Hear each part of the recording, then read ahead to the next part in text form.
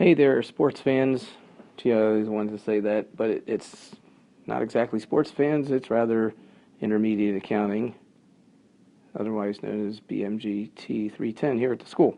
So on today's class, I wanted to just go over for those people who may have not quite seen it in the text or caught it in class, and that is two parts to this. One part would be when you have plant, property, and equipment, where you're going to have a chapter on depreciating these things, and that's the way of expensing them, because initially they get capitalized, they get put into a capital, not a capital account in the equity section, but they get capitalized. That's the word for being put into an asset as opposed to expense, because after all, we pay for it.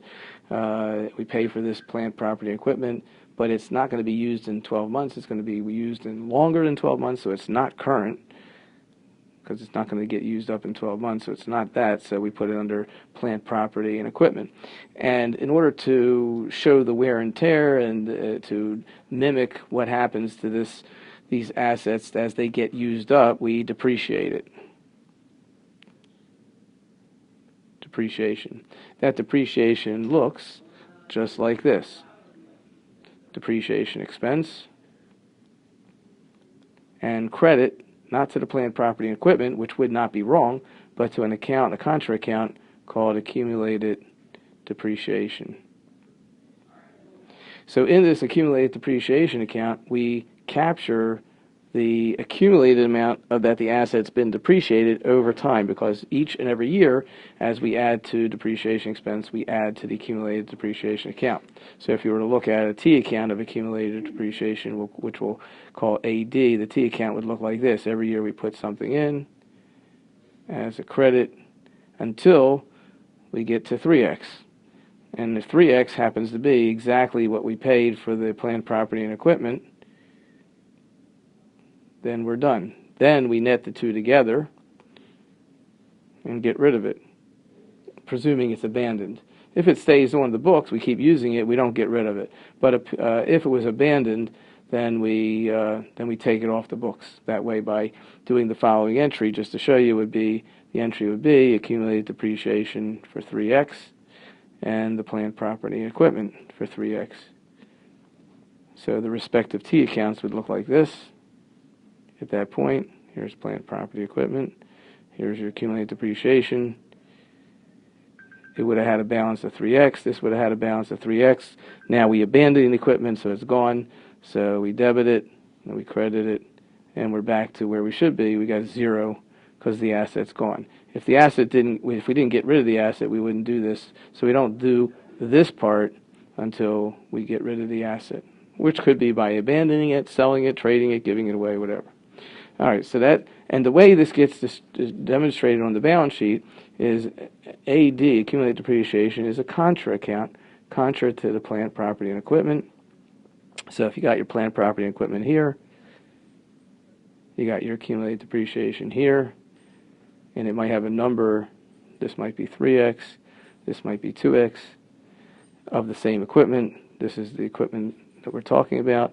And on the balance sheet, when we come down to that, we'll net the contra account against the fixed asset account, and we'll show plant, property, and equipment at, you guessed it, 1x. And that's the basic idea of a contra account. Okay, on to the next topic, which is that negative cash. So we spoke about this a couple of times, but it's always good to bear in mind. Cash normally has a debit balance. Oh boy, we got $1,000 in the bank. But sometimes we write a check for $2,000 and the bank clears it. So now the bank cleared it, which means the bank gave us $1,000. We had $1,000, but the bank gave us $1,000. So if you want to look at a T account called cash, let's see what it would look like. Cash is here. You start off with $1,000. The bank said, okay, we'll cash your check for $2,000. So it's a $2,000 credit, and now we have a $1,000 debit balance or negative balance, debit or negative. We'll call it either one, negative balance or credit balance in cash.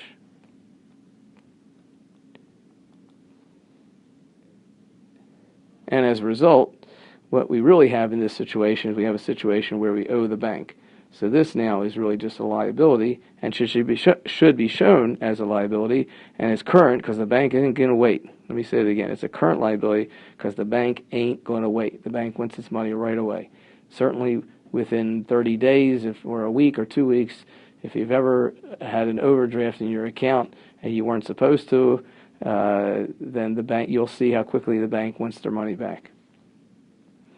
All right, that's the typical negative cash or credit balance cash account.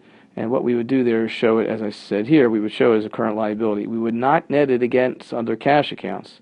Sometimes you have a situation where you got cash like this, 10K in one bank, cash, so we'll call this bank number 1, bank number 2, we got 5K here, and then we've got cash in a third bank, and it's a 1K overdraft. So we'll put it in brackets because it's a credit balance. This is a debit. This is a debit.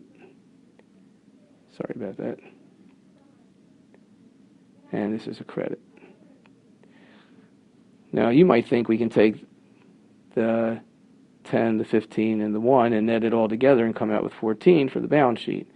But we can't because this doohickey here is really a liability. We owe it to the bank, and we can't net liabilities against assets. Let me say that again. We can't net liabilities against assets, so we have to show it as a liability, and so that's what will happen. So on the actual balance sheet, what will happen is we're going to wind up showing 15K in cash, which represents A and B, and then over here on the liability side, we're going to have current liabilities of 1K, which is C, bank C, over here. That's how it's supposed to work. Now, there is another possibility, and that could be where you have cash, bank number 1, 10K, cash, bank number 2, in an account, special account, doesn't matter what kind of account, it's 5K, but then you could have a second account in that same bank, cash, bank number 2, also a different account. Maybe this is a checking, maybe this is a savings, whatever. It doesn't matter. You can have more than one account in one bank.